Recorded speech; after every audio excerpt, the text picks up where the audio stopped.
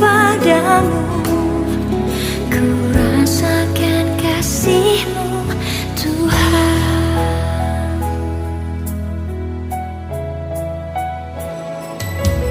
Hatiku tenang berada dekat-Mu, Kaulah jawaban hidupku. Hatiku tenang berada dekat-Mu, Kau yang pelihara hidupku. Pertolongan-Mu begitu ajaib, Kau telah memikat hatiku. Di saat aku tak sanggup lagi, di situ tangan-Mu bekerja. Pertolongan-Mu begitu ajaib, Kau telah memikat hatiku. Kini mataku tertuju padamu, ku rasakan kasih-Mu Tuhan.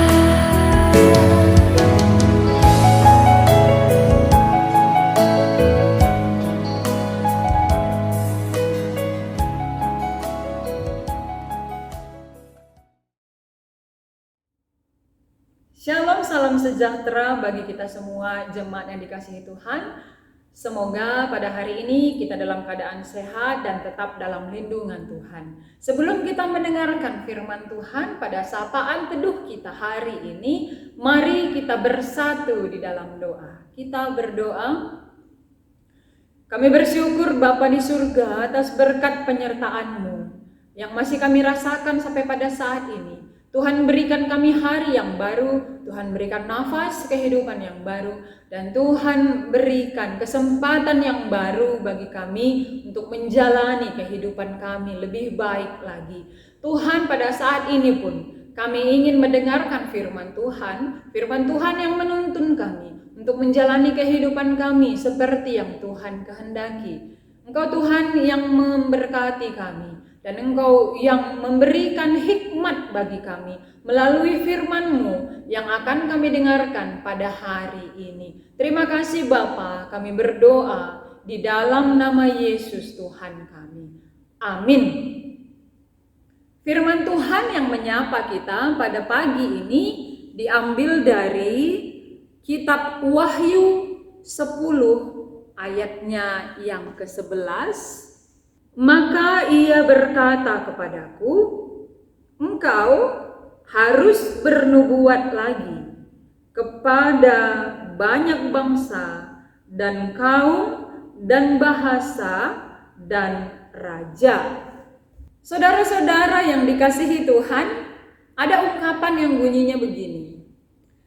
Anda belum Kristen kalau Anda belum memberitakan Injil. Anda belum Kristen kalau Anda tidak memberitakan Injil. Walaupun Anda sudah melakukan banyak hal, walaupun Anda sudah melakukan segala sesuatu tanpa melakukan pemberitaan Injil, Anda belum Kristen. Tapi ungkapan ini bukan mengartikan bahwasanya kita hanya dipanggil untuk itu. Tapi kita tidak hanya dipanggil untuk menjadi pemberita Injil. Artinya, pemberitaan Injil memang adalah misi kita. Tetapi jangan katakan bahwa ini adalah misi satu-satunya. Di samping amanat agung, a great commission, ada pula yang disebut perintah agung, the great commandment. Nah, itulah yang sering disebut dengan mengasihi. Nah, kalau di ayat ini dikatakan engkau harus bernubuat lagi kepada banyak bangsa dan kaum dan bahasa dan raja.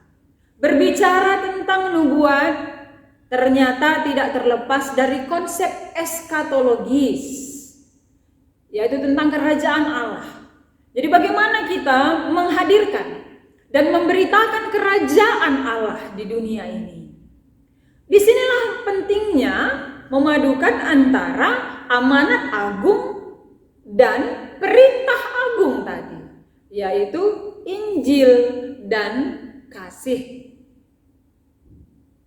Tapi saudara-saudara yang dikasihi Tuhan, sekalipun setelah kita menyampaikan Injil dan kasih itu dalam artian nubuatan tentang kerajaan Allah itu, kalaupun setelah itu orang tetap menolak pemberitaan kita tentang Kristus dan tentang kerajaan Allah, kita harus ingat itu haknya dan itu tanggung jawabnya. Kita lakukan apa yang menjadi bagian kita, yaitu memberitakan, dan kita biarkan ia melakukan apa yang menjadi bagiannya, yaitu mengambil keputusan.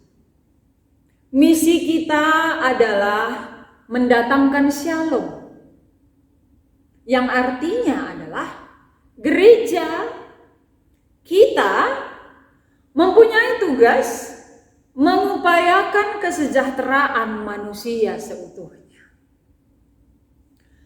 Bukan sibuk dengan diri sendiri. Ketika persentase pelayanan keluar lebih kecil daripada pelayanan terhadap diri sendiri, berarti belum shalom namanya. Perjalanan kita masih panjang. Dan masih banyak hal yang bisa kita kerjakan. Masih banyak hikmat yang masih bisa kita minta kepada Tuhan sesuai dengan waktu yang Tuhan berikan pada kita. Semoga kita berhasil melaksanakan misi yang seharusnya sebelum Tuhan datang kembali dan minta pertanggungjawaban kita. Sampaikanlah Injil dan kasih. Ketika dikatakan bernubuat, sampaikanlah berita tentang kerajaan Allah. Kerajaan Allah berarti menghadirkan shalom di tengah-tengah dunia ini. Tuhan yang memampukan kita dan Tuhan yang memberikan hikmat kekuatan kepada kita untuk menjalankan firman-Nya, menjadi pelaku firman, pemberita Injil dan pemberita kasih. Amin. Mari kita bersatu di dalam doa.